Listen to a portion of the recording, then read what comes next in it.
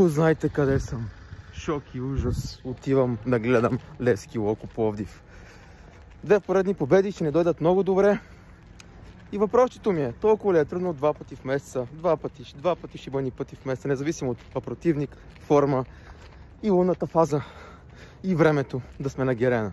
Това е. Трябва да си краен фанатизъм. Вижте какво правят на Запад. Ходят независимо дали са изпаднали във 2-3 лига. На конкретен пример самите германци. Хайде да им какво ще направим срещу Локото. Само Левски. Айде голче, Алекс! Ето го, браво! Това се искаше!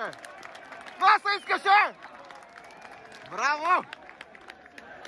Левски! Левски! Левски! Левски! Дерем гърва! Ето! Разберем сини знамена! Да с трибуна! Нека се тресе! Да треперят нашите врагове! 20 врага има! Да са живи и здрави! Браво, бе! Нави дуспа! Нави дуспа измислена! Браво, бе! Измисля, Мислович! Измисля! Браво! Браво! Браво!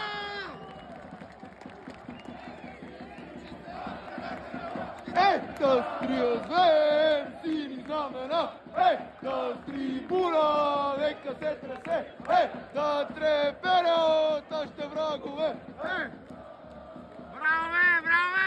Треперете, треперете, смърфове! 2-1! 2-1! Да си бегат тия смърфове, бит!